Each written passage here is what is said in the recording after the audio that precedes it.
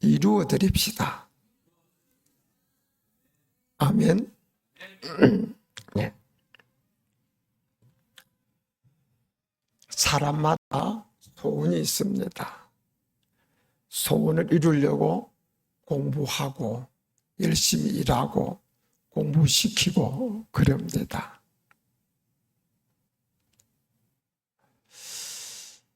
그 소원을 이룬 사람을 우리는 성공했다고 말합니다. 부러워하지요.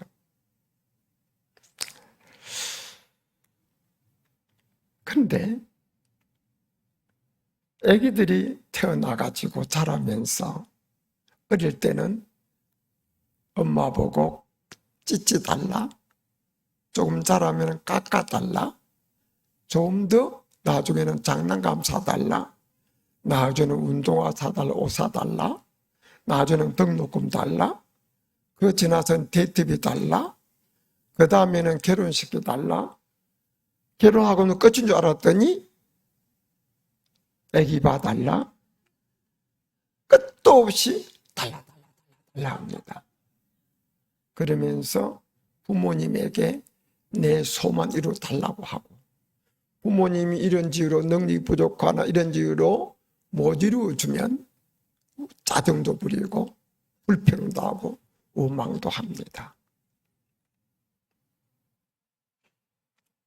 그러다가 나중에 자기가 자식 키우고 손자 보고 다 나중에 세월이 많이 흐른 연후에 우리 부모님도 나에게 이런 소원이 있었겠구나 하고 깨달아질 때쯤 되면 부모님은 하나 가지고 안 계십니다.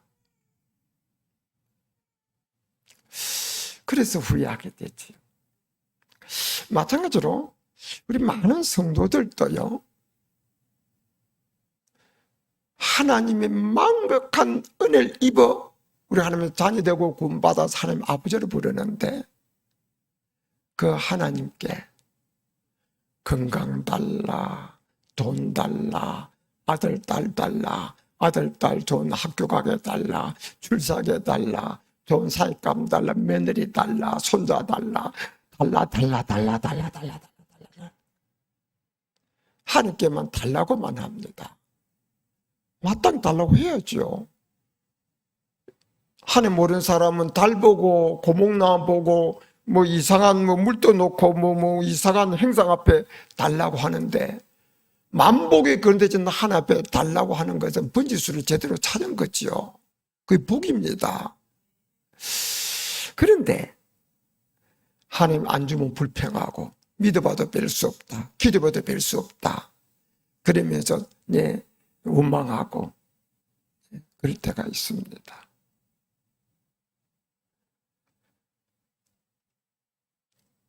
나를 위해서 외아들 보내주시고 나를 구원하기 위해서 십자가 못 박혀 죽어주신 주님의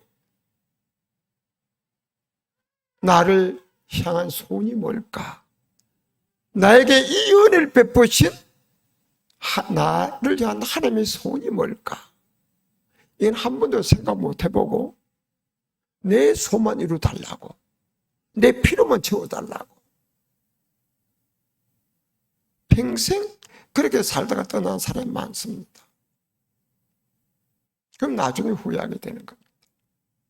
그래서 이 시간에는 하나님의 소원을 좀 알아봅시다. 하나님 소원을 이루려면 하나님 소원이 뭔지 알아야 이루어지지 않겠습니까? 내 소원 아니고 나를 향한 하나님의 소원 좀 알아보자고.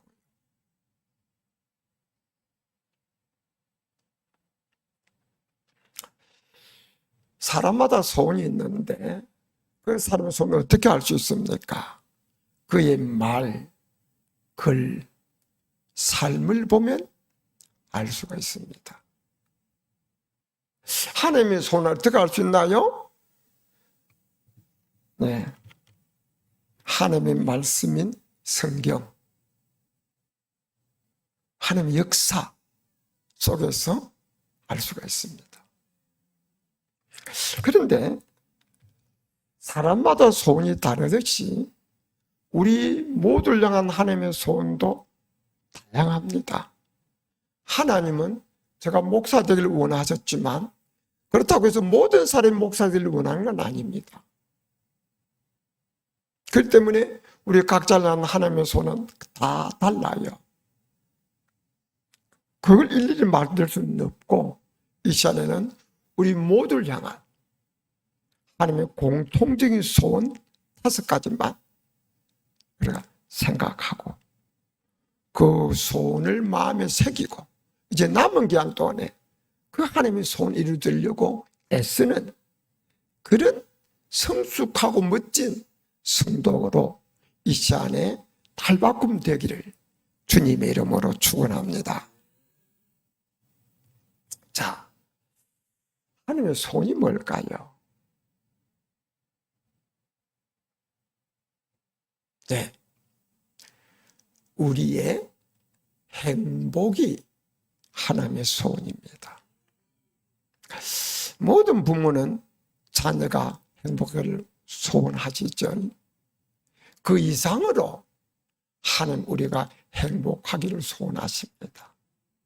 어떻게 알 수 있습니까? 그는 천지 창조 과정을 보면 알 수가 있습니다. 하나님께서 이 천지를 창조하실 때 사람을 먼저 창조한 것이 아닙니다.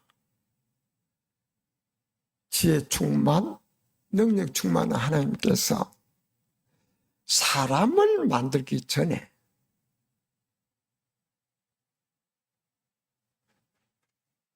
사람에게 필요한 모든 것을 먼저 싹 만드셨습니다. 물, 공기, 아름다운 꽃, 과일, 생선, 물고기. 사람이 행복하게 살아가는 데 필요한 모든 것을 먼저 싹 갖춰 놓으시고 그 다음에 사람을 만드셨습니다. 그리고는 이미 만드신 모든 것을 사람에게 공짜로 주신 겁니다. 그냥. 돈 많은 부모가 자녀를 결혼시킬 때 집 사서 전자제품, 가구 싹 들여놓고 빈몸으로 들어만 가면 불편 없이 살 수 있도록 해주듯이 능력 충만, 사랑 충만한 하신 하나님께서 인간이 행복을 살아야 필요 모든 것을 갖춰 놓으시고 그냥 주신 거예요. 그러면서 행복을 살아라. 그러니까 하나님은 창조 과정부터 인간의 행복을 생각하시면서 천지를 창조하신 겁니다. 믿으시면 아멘 하시길 바랍니다. 그리고요, 또 이 성경에 하나님의 말씀이 가득한데 인간에게 첫 번째 하신 말이 뭔지 아세요? 아담과 하와에게 창세기 1장 28절에 있습니다. 복을 주시며 가라사대 생육하고 번성하여 땅에 충만하라. 정복하고 다스리라고 말씀하십니다. 하나님께서 인간에게 하신 첫 번째 말씀도 복 주신 말씀입니다. 그 내용도 복 주신 내용입니다.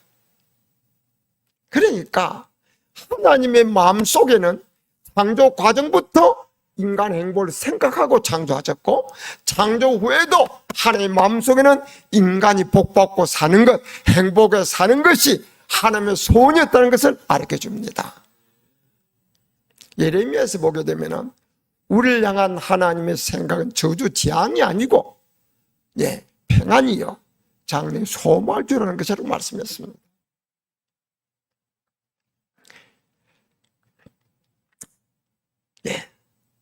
또 하나님 말씀에 보면은 신명기 10장 이런 말씀이 있습니다.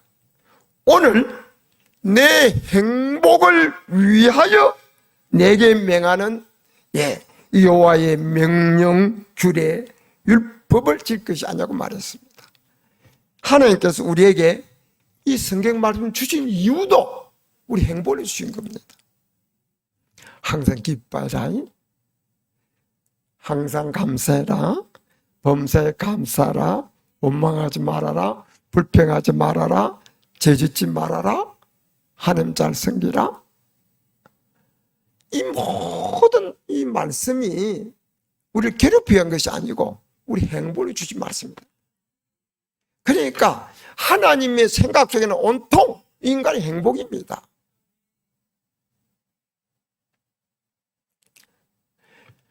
우리의 행복이 하나님의 손이라는 것이 이해가 되는 분들, 아멘. 아멘.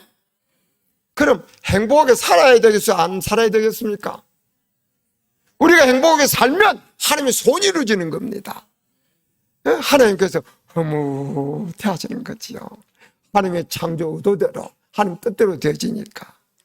그런데 우리가 찢고 뽑고 싸우고 불행하게 살면 하나님 마음이 아픈 겁니다. 하나님 의도가 다르잖아요. 성령 근심하는 거예요. 부디 하나님의 의도대로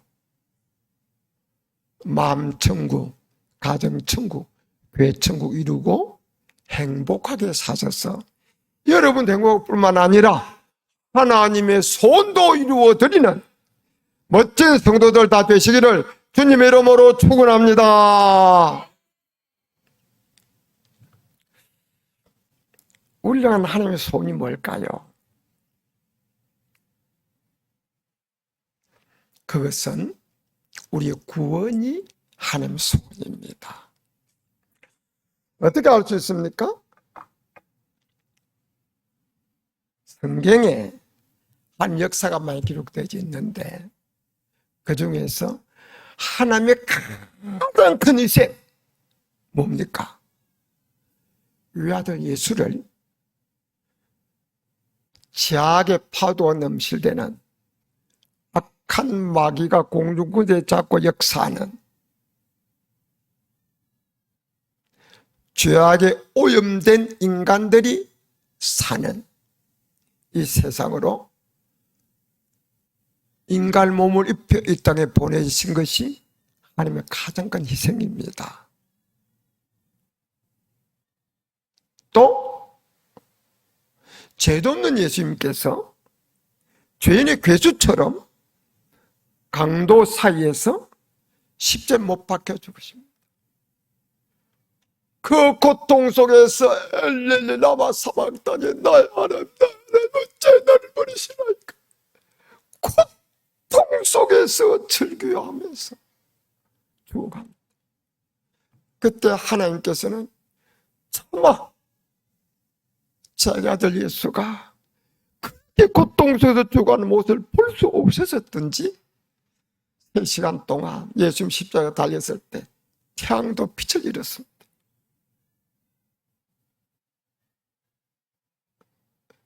그 처절한 고통 속에서 몸부림치다가 예수님께서 운명하시기 전에 하신 말씀 다 이루었다 하고 운명하셨습니다. 뭘 다 이루었다는 겁니까? 우리 인간의 구원을 위한 하나님의 계획을, 하나님의 뜻을 다 이루었다는 말씀. 그리고 운명하셨습니다. 왜 예수님께서 그 고통 가운데 죽으셔야 했나요? 그것은 저와 여러분이 지은 죄 때문입니다.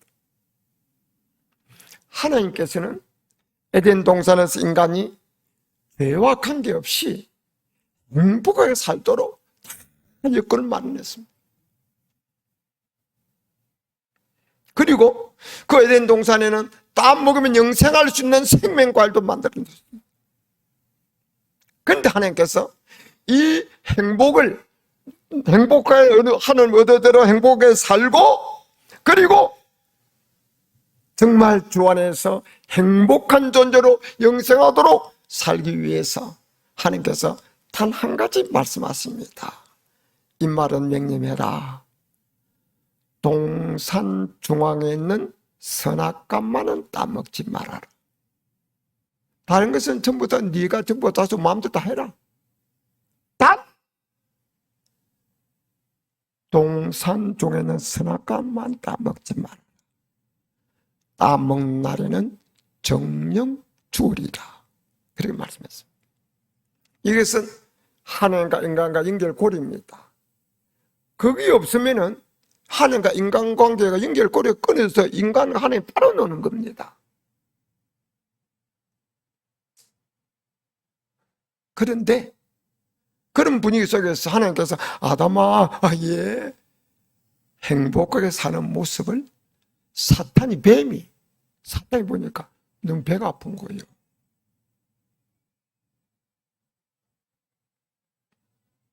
이 보기 싫은 거예요. 그래서 사탄이 하와에게 선악을 따먹도록 유혹을 하는 거예요.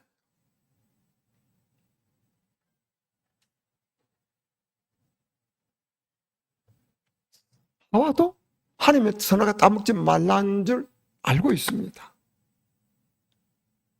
사탄이 그러죠. 뱀. 왜 하나님께서 따먹지 말라고 한 줄 아느냐? 너희들이 따먹으면 너희 눈이 밝아져 하나님처럼 되니까 따먹지 말라고 한 거야. 너희들이 하나님처럼 되는 게 싫은 사람이 따먹지 말라고 한 거야. 그 뜻입니다. 그 소리 듣고 인멸 보니까 보암직도 하고 먹음직도 하고 따먹으면 하나님처럼 될 것 같은 거예요. 아, 하나님이 우리가 하나님 되는 게 싫어서 따먹지 말라고 한 거구나. 하나님보다도 이 뱀, 이 사탄이 우리를 더 위하는구나 하는 착각과 혼란 속에 빠집니다. 그리고는 따먹고 남편도 따먹게 만듭니다. 그리고는 그 결과 사탄의 말대로 하나님처럼 된 것이 아니고 하나님 말씀대로 죽음이 온 겁니다. 에덴은 쫓겨나고 육체적 죽음이 오고 영적 죽음이 온 겁니다. 멸망이 온 겁니다. 고통이 온 겁니다. 하나님께서는 인간이 이는 고통 속에서 살지 않도록 예당적 만드신 겁니다. 하나님의 지혜와 능력은 충분히 그렇게 할 수 있었습니다. 그렇게 다 갖춰놓고 다 그렇게 살도록 하신 겁니다. 그런데 하나님의 말씀을 어기고 사탄 꿈에 빠져서 불순종함으로 인간에게 죽음이 온 겁니다. 그것은 자업자득입니다. 마땅히 벌받고 영원히 죽어야 되는 겁니다. 그런데 하나님은 사랑이십니다.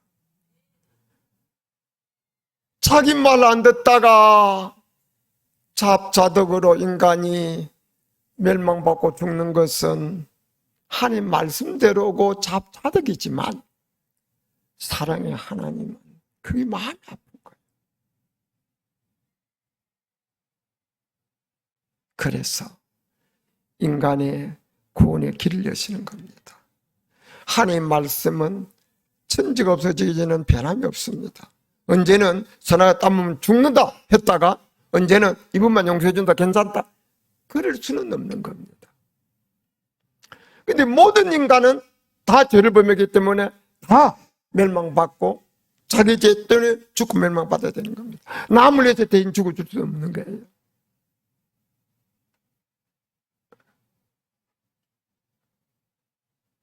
그래서 하나님께서 외아들 예수를 인간의 몸을 입혀 이 땅에 보내신 겁니다. 모든 인간은 원죄를 가지고 태어납니다. 부모의 후손이니까. 그런데 예수님은 성령으로 대됐어요. 원죄가 없습니다. 거기다 잠죄가 없습니다. 죄가 없는 분이에요. 죄 없는 사람만 죄 있는 사람을 구하기 위해서 대신 죽어질 때 효력이 있을 수 있습니다. 이 레기 보게 되면은 생명은 피에 나니 피 흘림이 없이는 죄 사함이 없느니라. 구약시대는 사람이 죄를 짓고 나면 그 죄를 사하기 위해서 죄진 사람이 양의 염소를 끌고 속죄제물을 끌고 제사 앞에 가는 겁니다. 그래서 제 앞에서 그 속죄 제물에 손을 얹고 자기 죄를 자백하는 거지요. 그러면 자기 죄가 그 속죄 제물에 전가되는 겁니다. 그러면 그리고 제사장이 그 속죄 제물을 피를 죽여서 그 피로 속죄제를 드리는 겁니다. 죄는 사람이 지었는데 죄 없는 양이나 염소가 대신 죽어진 겁니다. 그것이 속죄 제물이고 대속물입니다. 이것은 하나님께서 우리 죄를 사하기 위해서 죄 없는 예수가 속죄 제물에 대해서 대속물에 대해서 대신 죽을 것을 보여주는 겁니다. 그래서 이사야서에서는 우리의 모든 죄악을 그에게 전가시켰다. 구약시대에 사람이 죄를 지면 그 속죄 제물에 그 죄를 전가시키듯이 하나님은 우리의 모든 죄를 예수님에 전가시킨 거예요. 그래서 그를 속죄 제물로 죽게 만든 겁니다. 그래서 예수님이 이 땅에 왔을 때 세례 요한이 예수님을 가르치면서 보라, 세상 죄를 지고 가는 하나님의 어린 양이로다, 그렇게 말합니다. 예수님은 또 마태복음 22장 10장에서 친히 말씀하시기를 나는 섬김을 받으러 오지 않고 섬기러 왔고 많은 사람의 대속물로 죽여서 왔다고 말씀하셨습니다. 나는 인간을 구원하기 위해서 왔다. 그래서 죄 없는 예수의 피가 우리를 죄에서 구원하는 겁니다. 생명 피있나니 흘리시는 죄삼이 없느니라. 예수님이 우리 지은 죄 때문에 대신 죽어주심으로 우리의 죄가 사함받은 길을 열어준 줄 믿으시기를 바랍니다. 그 사실을 예수께서 운명하시면서 다 이루었다라고 말씀하신 겁니다. 그러므로 누구든지 교회만 나온다고 구원받는 게 아니고 세례받았다고 장로 목사로 구원받는 게 아니에요. 누구든지 나는 죄인이고 하나님의 법에 나는 죄값으로 몇만 받을 수밖에 없는데 하나님 나를 사랑하사 외아들 예수를 이 땅에 보내주시고 죄 없는 예수가 나를 구원하기 위해서 내가 받을 죄 형벌을 대신 받으시고 십자가에 못 박혀 죽으셨다 하는 사실을 어심없이 믿을 때 그 믿음으로 우리의 죄는 용서받고 구원을 받게 되는 겁니다. 이것이 이신득이의 사상, 믿음으로 그렇게 되는 겁니다. 그렇게 믿고 고백할 때 하나님께서는 너 대신에 죄 없는 내 아들이 너 죄를 사하기 위해서 구원하게 돼 대신 죽은 줄 내가 믿으니 내 아들 예수의 피 공로를 생각해서 내 죄를 사해 준다. 하나님의 법, 하나님의 말씀. 그럴 때 우리 죄는 용서받고 그 예수님을 내 마음을 활짝 열고 나 같은 죄는 구원하실 땅에 오셔서 내 대신 죽으신 주님, 내 마음을 열고 주님 환영하고 초청합니다. 내 속에 들어오시옵소서. 그리고 나의 구주, 나의 왕이 되시옵소서 하고 마음을 열고 주님을 내 속에 모셔드리면 그때부터 우리는 하나님의 자녀가 되고 하나님을 아빠, 아버지로 부를 수 있는 하나님의 자녀가 된다 이 말씀. 믿어지면 아멘 하실 바랍니다. 아멘 하실 바랍니다.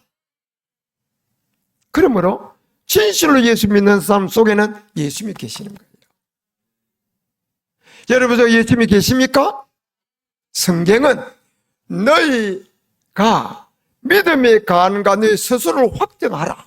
너희 속에 예수 그리스도께서 개인적으로 알지 못하면 너는 버리운 자라고 말씀했습니다. 여러분 속에 구주 예수님이 계십니까? 여러분의 구주로, 여러분의 주 왕으로 계십니까? 이 사실을 확실히 믿어집니까? 저는 이 사실이 믿어지고 깨달아질 때 웬일인가 웬일인가 그걸 생각하며 하나님의 사랑 때문에 울고 죄 때문에 운 겁니다. 그래서 저는 이런 생각을 합니다. 어린애가 태어날 때 울면서 태어나요. 태어나서 울지 않으면 때려서도 울립니다. 육체의 생명도 울면서 태어나듯이 영적 생명, 하나님을 아버지로 부르는 영적 생명도 저는 울면서 태어난다고 생각하는 사람입니다. 왜? 하나님의 사랑을 깨닫고 울고 내 죄 때문에 울고 울면서 하나님의 자녀로 태어난다고 생각하는 사람. 교회에 나와서 정말 내 죄 때문에 울어보지 못하고 내가 하나님의 사랑을 깨닫고 울어보지 못한 사람이 정말 구원받았을까요? 직분가에 구원받는 게 아닙니다. 지지가에 구원받는 게 아니에요. 신앙 연조가 구원받는 게 아닙니다. 이 사실 의심없이 알고 바로 믿어야 구원받는 겁니다.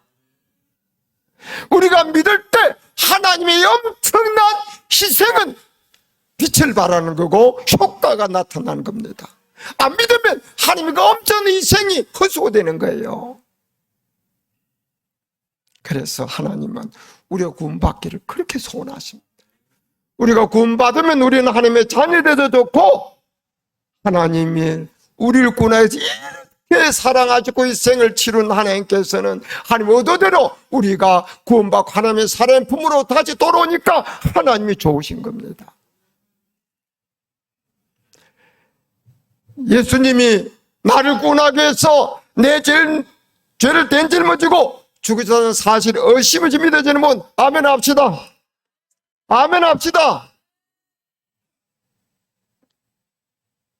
그리고 그 예수님을 마음속에 나의 구주, 나의 주왕으로 모시고 주님과 함께 살아가는 멋진 성도들 되시기를 주님 이름으로 축원합니다.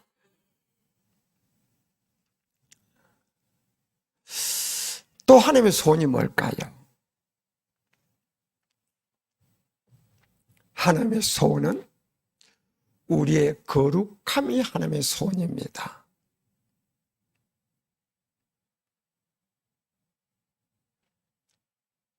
하나님은 사랑이시지만 하나님의 대표적인 속성은 거룩입니다. 하나님은 거룩하신 분입니다. 백인끼리 결혼하면 백인이 태어나야 맞고 흑인끼리 결혼하면 흑인이 태어나야 맞습니다. 백인끼리 결혼했는데 흑인이 태어났다?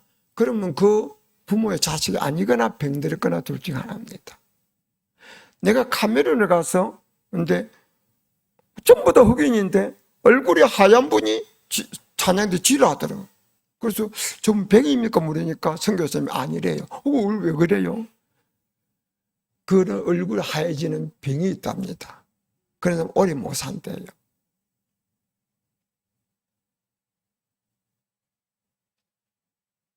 우리가 부모의 자녀로 태어날 때 부모의 피부 색깔, 지능, 재능, 이 뭐 많은 것을 닮아 태어난 유전자가 같은 거예요. 그래서 친자 확인 소송하면은 그 DNA 검사하면 다 나오잖아요. 마찬가지입니다. 우리가 하나님을 아버지로 부르는데 우리 하나님 아버지는 거룩한데 우리 거룩하지 않으면 되겠어요?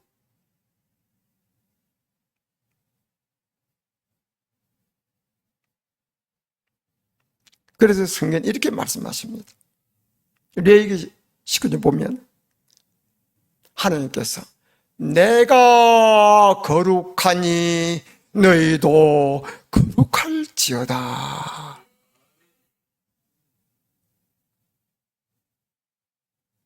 우리 하나님 아버지가 거룩한데 우리가 지저분하면 하나님 영광 가립니다. 성령 근심합니다. 마귀는 좋아합니다. 전도 문을 막습니다.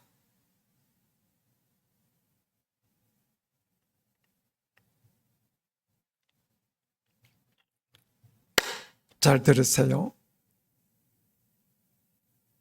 우리의 구원은 우리의 공로로 된 것이 아닙니다. 구원은 믿는 자에게 주신 하나님의 선물입니다. 선물이라는 것은 공짜입니다. 구원은 하나님만이 줄 수 있는 선물인데 그 귀한 선물을 하나님은 믿는 자에게 공짜로 주는 거예요. 내가 착한 일 많이 해서 죄에 앉아서 내가 헌금 많이 해서 구원받는 게 아닙니다. 그건 하나님 은혜로 공짜로 받는 거예요. 내 공로로 받는 게 아니고 예수 공로로 받는 겁니다. 아멘. 구원받은 사람 아멘. 구원받은 사람 아멘. 구원은 공짜로 받은 거예요. 하나님 은혜로. 일단 내가 구원 받았어? 받고 나면 하나님을 아버지라고 부릅니다. 그때부터는 하나님 아버지 자녀답게 살아야 될 의무가 생기는 거예요. 오늘날 성도들이 이걸 잊고 있습니다. 내가 예수 믿으면 됐고 구원받으면 됐고 그 끝인 줄 알아요. 아니에요. 하나님의 자녀 되고 나면 그때부터는 하나님의 자녀답게 살아야 될 의무가 생긴 거다. 그렇지? 이것이 우리 거룩함이에요. 그래서 성경은 하나님은 이것이니 곧 너의 거룩함이니라 그렇게 일러주고 있습니다. 너희는 다 하나님의 거룩함과 화평을 따르라. 이것이 없이는 하나님을 뵙지 못하리라.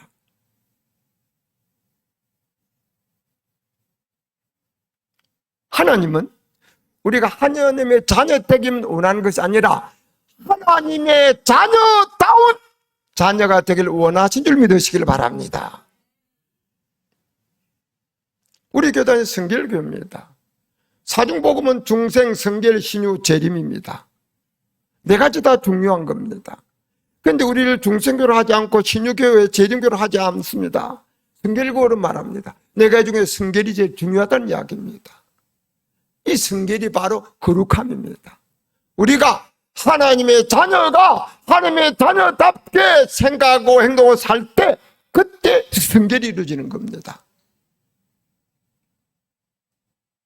우리가 믿을 때 어느 한순간에 하나님의 은혜로 하나님의 자녀로 태어나고 믿는 자가 이제 날 하나님의 자녀니까 하나님의 자녀답게 살아야지 하고 하나님의 자녀답게 살려고 기도하고 애쓰고 노력하면서 살 때 어느 순간 하나님의 은혜로 우리가 거룩해지는 거예요.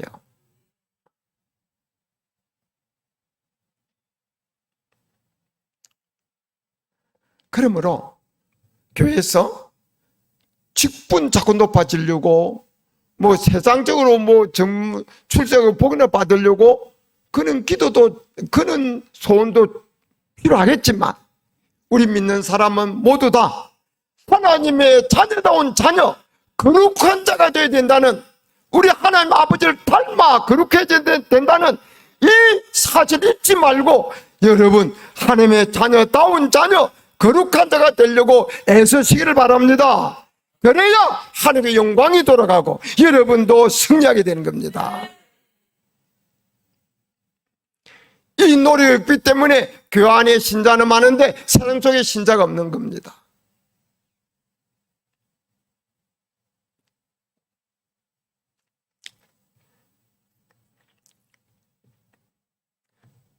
교회 다녀도요 기도를 들어보면 이분의 거룩함을 어느 정도 알 수 있습니다. 우리가요 이 땅에서 완벽하게 인간이기 때문에 완벽하게 거룩해질 수는 없어요. 그리스도인의 완전이라고 해서 그리스도인으로서 완전해지는 거지 하나님처럼 우리가 거룩해지는 건 아니에요.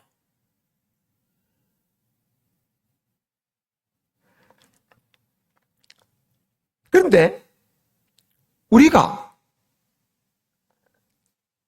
하나님의 자녀가 되고 난 후에 하나님의 자녀답게 살려고 애쓰고 노력하다 보면 점점 하나님을 닮아 거룩해져 가는 겁니다.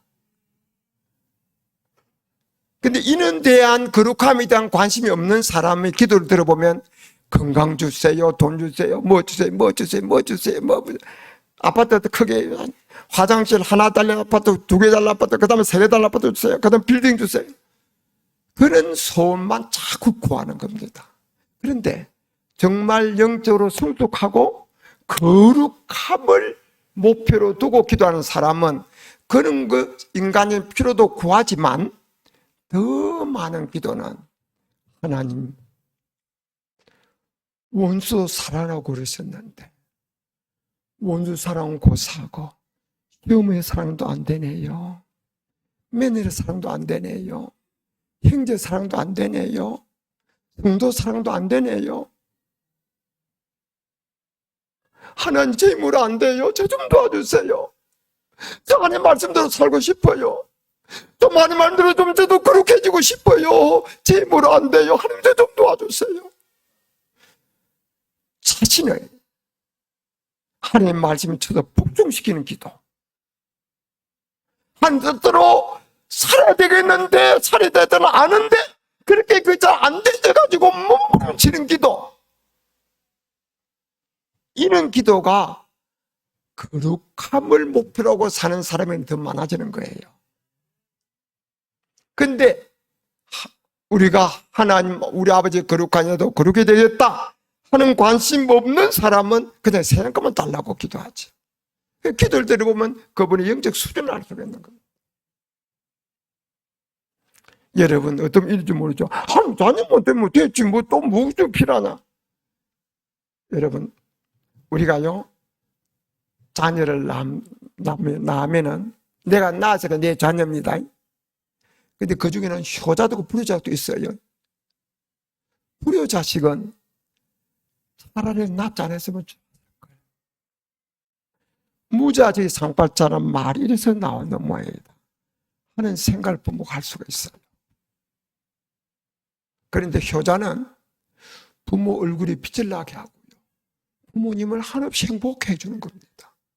우리가요, 너가 불효든 효자든 나 상관없다. 그런 부모 있어요? 너는 내 자녀면 오케이지. 너가 효자되나 불효자되나 관계없다. 그런 데는 없잖아요. 이왕이면 내가 난 자식이 효자되기 원하잖아요. 불효자식 되기 원치 않잖아요. 마찬가지입니다. 하나님 우리가 예수 믿음으로 하나님 자녀로 태어나도 그것이 끝이 아니에요. 하나님은 우리가 하나님의 자녀다운 자녀 되기를 소원한 줄 믿으시길 바랍니다.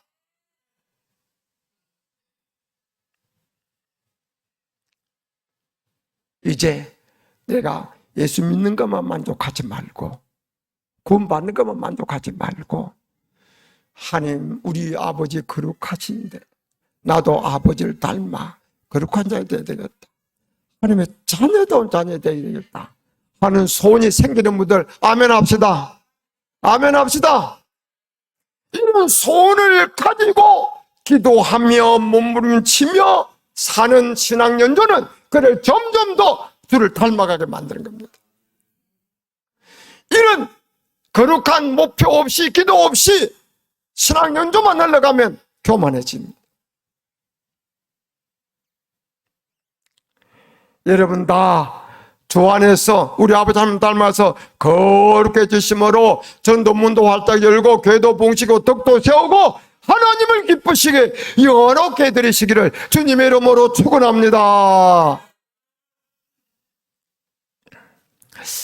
우리 하나님의 소원이 뭘까요? 그것은 우리를 통한 세상 사람 구원이 하나님의 손이에요. 어떻게 알 수 있습니까? 성경에 많은 하나님의 명령이 있습니다. 그 명령 중에 가장 많이, 가장 자주 하신 명령이 뭔지 아세요? 이 복음을 전해라는 겁니다. 명령 중에 어떤 명령을 지상 명령으로 말합니다. 지상 명령이 뭐죠? 마태복음 28장 19절 20절이에요. 너는 가서 온 족속의 제자를 삼아 아버지와 아들과 성 이름으로 세례 베풀고 내가 네게 분부한 모든 가르쳐 지켜라. 볼지어다 내 세상 끝날때 항상 네와 함께 있으리라.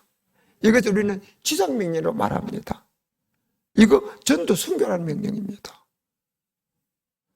하나님이 얼마나 원하셨으면 그렇게 수도 없이 자주 명령하시고 어떤 명령으로 하셨을까요?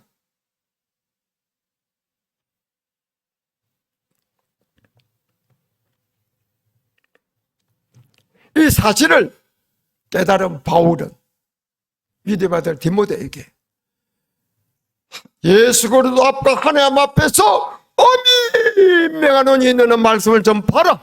에르듣지 못 얻든지 항상 힘쓰라고 말했습니다. 그리고 주께로부터 받은 바 사명 곧 이 생명의 복음을 전하는 일을 마치라면은 내 목숨도 조금도 아까워 여기지 아니하노라고 고백했습니다. 그러면서 그는 고린도 전서에서 말하기를 내가 복음을 전할지라도 전할 것이 없으면 내가 부득불날 일이미로다. 내가 만약 복음을 전하지 않으면 내게 화가 미칠 것 없다고 말했습니다. 그래서 그는 목숨 걸고 1차, 2차, 3차 세계 선교여행을 했고 로마 전도여행을 했습니다.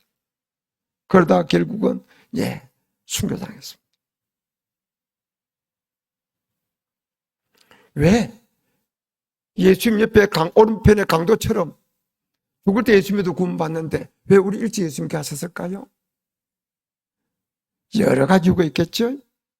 그 중에 대표적인 이유는 먼저 믿는 우리를 통해서 우리의 가족, 친척, 이웃, 친구, 직장 동료, 동기생들, 동창생들, 내 회사, 상사, 종업원들 먼저 믿는 나를 통해서 그들에게 복음을 전하여 그들을 구원받게 하려고 우리를 먼저 예수님께 하신 겁니다. 예수님께서 운명할 때 다 이루었다고 운명하셨는데 그 이유는 구원의 길을 완성했다는 겁니다. 그렇다고 우리가 절로 구원받는 게 아니에요. 이 사실을 알고 믿어야 구원받는 겁니다. 믿으려면 알아야지요. 알려면 전해주는 게 있어야 할 거 아닙니까? 그래서 성경은 복음을 전한 자들의 발이여 아름답도다. 복음을 전한 자들의 발이여라고 말씀했습니다.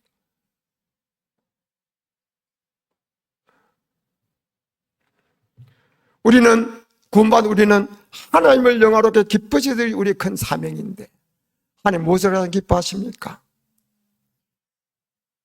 하나님께서는 회개할 것이 없는 의인 99이라는 기쁨보다도 죄인 하나가 회개하고 도를 타면 더 기뻐하십니다. 한 영혼의 가치는 천하보다 귀합니다.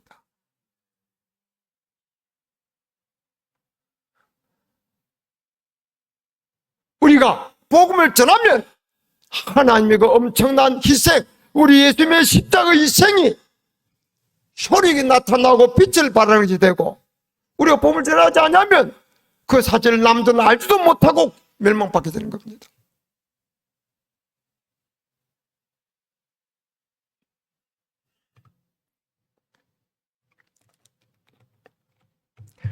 우리가 전도해야 될 줄 다 알죠? 아는 것만 가지고 되는 게 아닙니다. 목표를 정하시고 하나님의 도움을 구하면서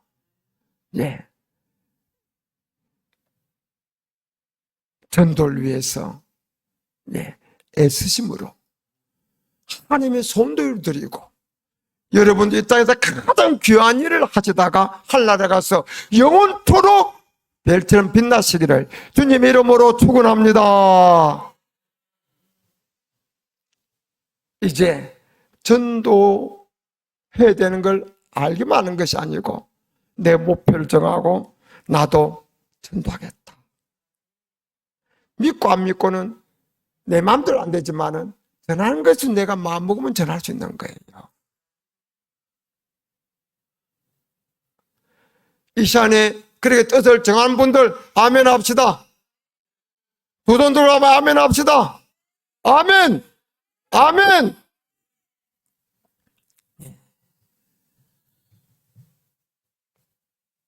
이제 마지막 소원입니다. 손가락 5개뿐이니까. 무엇일까요? 5번째 하나님의 소원. 그것은 우리의 성령 충만이 하나님의 소원입니다. 어떻게 알 수 있습니까?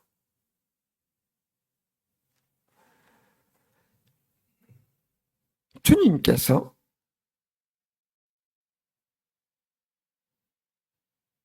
부활 후에 저희들을 여러 번 만났는데 그 만나시면서 하신 말씀의 핵심은 2가지입니다. 하나는 이 복음을 땅에 전해라. 하나는 성충만 받으라는 겁니다.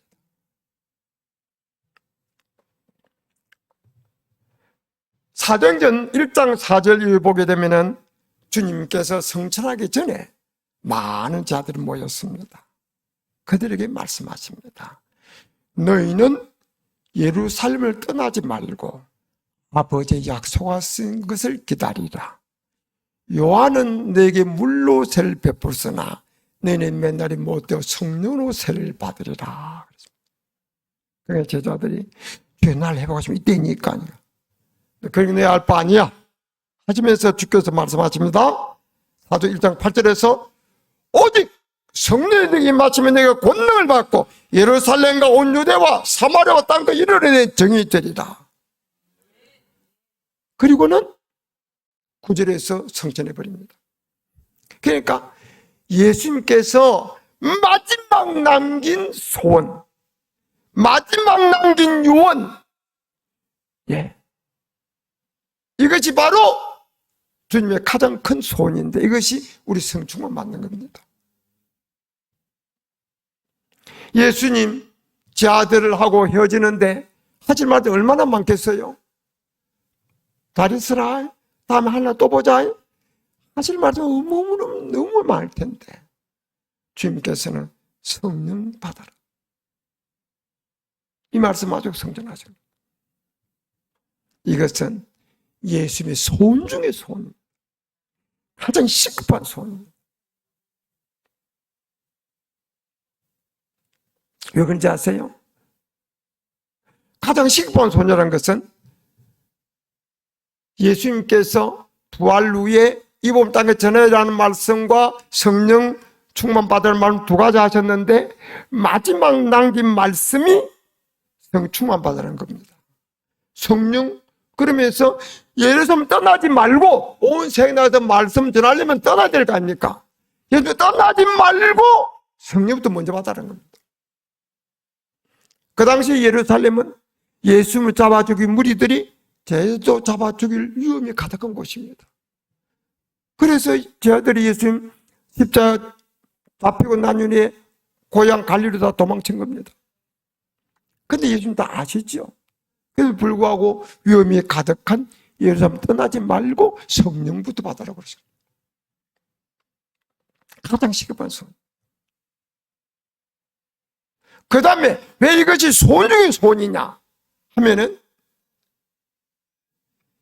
이 성령 충만을 받아야 이미 말씀하신 하나님의 모든 소원도 다 이룰 수가 있는 겁니다.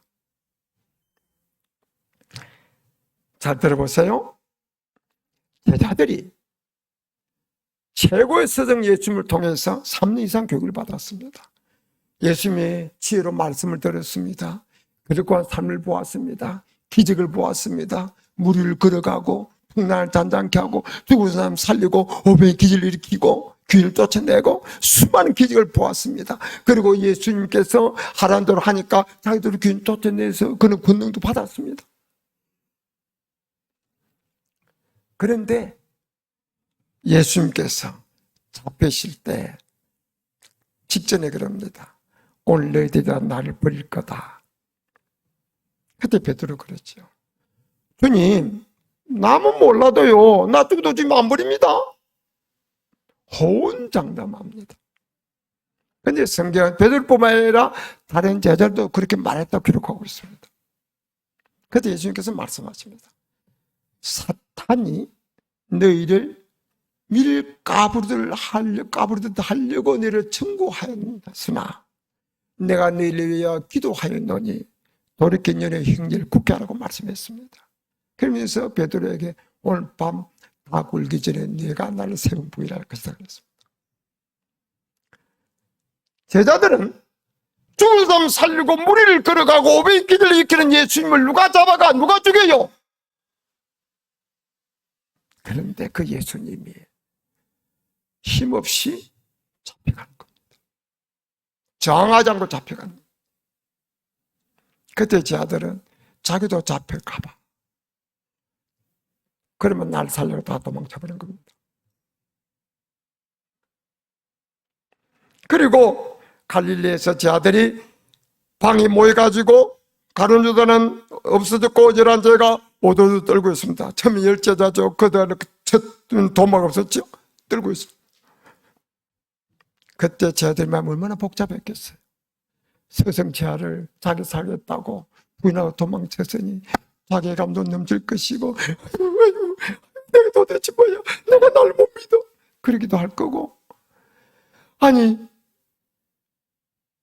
양심 가책도 생길 거고, 또 그들이 이까지 우리 잡아갈지도 몰라 불안과 두려움도 있을 거고, 그런데다가 예수님이 살아났다는 소리가 있어. 이 안 밀 수도 없고, 예수님은 살아 생전에 죽은 지 삶을 부활할 걸 이미 말씀하셨습니다. 근데 자들을 염두에 두지다가 안 믿었어요. 근데 예수님 살아났다 막 있어. 그러니까 막 마음속이 너무 복잡한데 예수님께서 스스로 방에 나타나셔서 샬롬, 너에게 평강이 있을지어다. 그러시고는 그들에게 성령 받으라고 말씀하셨고, 보통 경우 같으면 이 변망도 큰 놈들아, 그래 날 버려 도망쳐, 그러겠죠. 근데 예수님 그런 말씀 안 하셨습니다. 왜 안 하신 줄 아세요? 그런 말씀 안 하시고 왜 성령 받으라고 말씀한 줄 아십니까? 예수님은 하나님이십니다. 그분은 인간의 몸을 입고 있다고 하신 하나님이십니다. 그분은 아십니다. 인간이 아무리 다짐을 하고 혈을 쓰고 혈을 깨물어도 인간의 의지와 힘만으로 하나님 뜻대로 살 수 있는 자가 없다는 사실을 하나님은 예수님은 아신 겁니다. 그러나 또한 동시에 예수님은 예수님 버리고 부인하고 도망쳤던 변망덕한 놈일지라도 성령 받으면 주와 복음을 위해서 목숨도 버렸다는 사실을 예수님은 잘 알고 계신 겁니다. 그래서 예수님께서 제 아들 책망하지 아니하시고 그들에게 성령 받으라고 말씀하신 겁니다.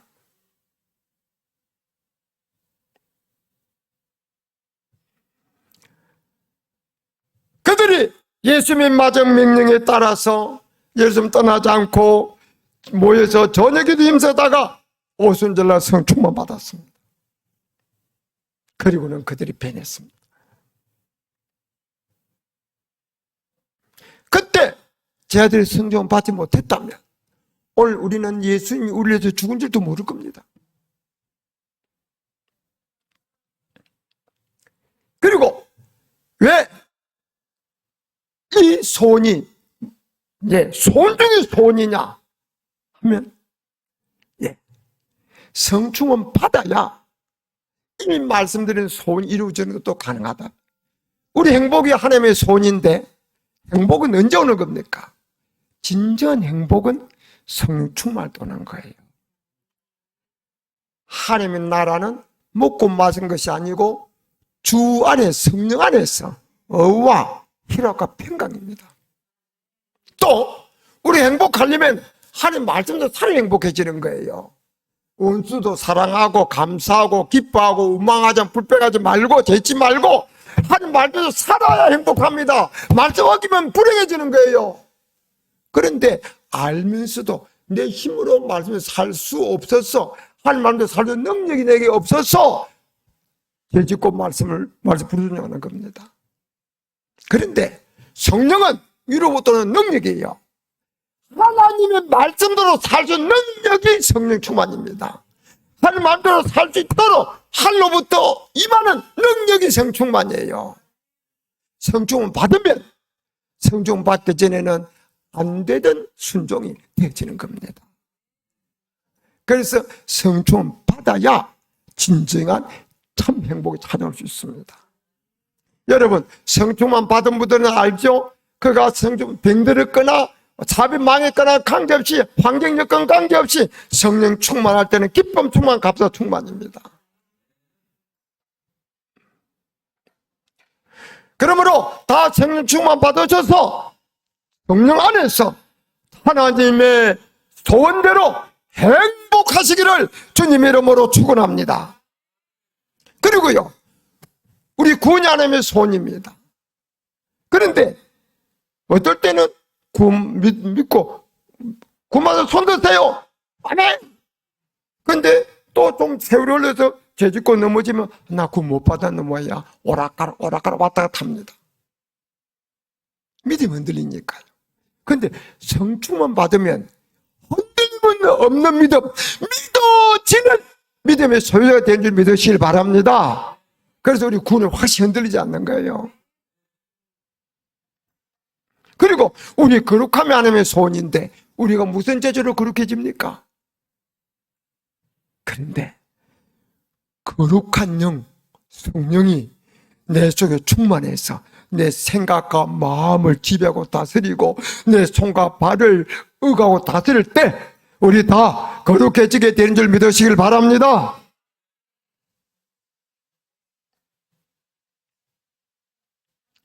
그리고요, 온 세계 말씀 전하는 것이 하나님의 소원입니다. 근데 성령은 전도의 영이에요. 성령만 받으면 하나님의 말씀이 깨달아집니다. 그리고 성령 받으면 기사의적이 따르고 담담이 생깁니다. 전도하는 마음이 생깁니다. 전도의 영입니다. 그래서 성령 받으면 하늘로부터 능력을 힘입고 전도할 용기가 생기고 그리고 복음이 깨달아지고 그래서 참으로 순교할 수 있게 되는 겁니다. 그래서 오순절날 그들이 성령 충만 받았을 때 그들이 제일 먼저 한 일이 뭡니까? 전도한 겁니다. 모여든 수많은 사람에게 예수가 바로 그리스도라고 전도한 겁니다. 성령 받은 제자들이 막 열심히 전도하고 병이 고치고 기적이 일어납니다. 그러니까 예수를 잡아 죽인 무리들이 큰일 났다, 이들 두면 안 되겠다 싶어서 베드로 요한을 잡아옵니다. 너 예수 전하지 마, 협박하는 거지요. 전에 같으면 알았습니다, 살려 주십시오 그랬을 겁니다. 그런데 성충 받은 그들은 달랐습니다. 우리가 너희 말 듣는 것과 하나님의 말씀 듣는 것 어느 것이 옳은가 판단하라. 우리는 보고 들은 것을 말하지 아니할 수 없노라 그랬습니다. 그러니까 그들이 어떻게 할 수 없어서 때려 놓습니다. 나가서 또 그들은 전도합니다.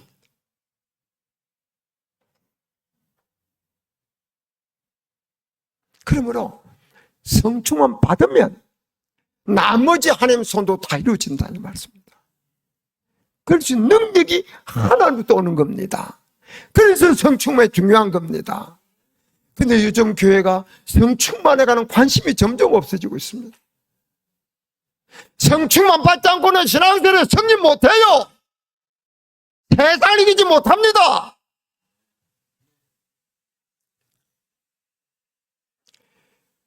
시간이 너무 멀리 가서 마쳐야 되겠네요. 자, 그러면 이제 이 하나님 소원 5가지, 우리의 행복, 우리의 구원, 우리의 거룩함, 우리 전도, 우리를 통한 성령 전도, 그리고 성충만. 이 5가지 소원 알기만 하지 말고 이제 이 5가지 소원이 여러분의 우선적인 소원이 되시길 바랍니다. 그중에 성령 충만이 가장 시급하고도 우선적인 소원이 되시길 바랍니다. 그리고 여러분이 이 소원을 이루려고 애쓰고 노력하시길 바랍니다. 그동안에는 여러분의 소원을 이루어달라고 하나님 앞에 떼었다면 이제는 여러분의 소원이 아니고 하나님의 소원을 여러분이 이루어드리려고 노력하시길 바랍니다. 그럼 내 손은 어떡하고요? 할지 모르지요. 성경 일러줍니다. 마태복음 6장에서 너희는 무엇을 먹을까 마시고 염려하지 말아라. 그런 것은 너희 천부께서 이미 다 아시느니라. 그러면 너희는 먼저 그의 나라를 구하라. 그러면 이 모든 너에게 더하시리라. 아멘? 이 말씀 뭡니까? 뭘 먹을까 마시고 입을까 하는 것은 세상적인 내 소원입니다. 근데 하나님께서 말씀하시기를 주님 말씀, 그런 거 하나님 모르는 사람이 하는 거지. 하나님을 아버지로 너희들은 그 시장 소원 각 이해하지 마. 하나님께서 그런 게 너에게 있어야 할 줄 이미 다 알고 계신다. 그리고 너희는 먼저 그의 나라를 구하라. 하나님 손 이루 들려고 애써라. 하나님 뜻을 이루 들려고 애써라. 하나님 마음대로 살려고 애써라. 그러면 이 남의 손 하나님이 너에게 이루어주신다. 그 뜻입니다. 믿습니까? 믿어집니까? 내가 내 손을 이루려고 애썼다고 해서 하나님의 손이 저를 이루어지는 건 아닙니다. 그러나 내가 하나님 손을 이루려고 애쓰면 하나님 손도 이루어드리고 하나님 내 손도 이루어주신 겁니다. 그래서 영육간의 삶에서 승리하는 거예요. 아멘? 아멘? 한 가지 짧은 감정하고 마칩니다. 내가 통영에 부흥회를 갔어요. 이 성전도 깨끗한데 그 성전은 아주 깨끗하게 잘 건축했어요. 그런데 그 성전 건축을 한 건축위원장이 인물도 잘생긴 젊은 장로였어요. 근데 이 장로님이 나를 호텔에서 교회까지 차를 태워오고 가고 옵니다. 그러면서 차 안에서 이런저런 신앙적 이야기를 합니다. 시간에서 간단히 말씀드립니다. 이분 사업하는 분인데 매일 사장인데 매일 회사로 출근했는데 건축 인장 받고 나서는 회사로 먼저 안 가고 교회 와서 건축 현장 돌보고 그 다음에 회사로 가고, 어떤 날은 교회 현장이 바빠서 한 번도 회사도 못 가고 교회에서 집으로 퇴근하고 그때 비슷한 거지. 근데 성전 건축이 한두 달 끝난 거 아니잖아요. 시간이 오래 걸리잖아요. 근데 이분이 이야기가요.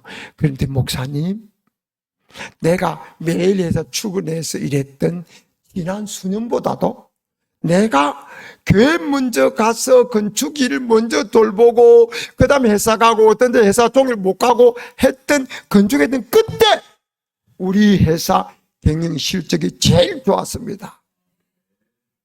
그러면서 그 멋진 장로님이 나한테 이렇게 이야기하는 거예요.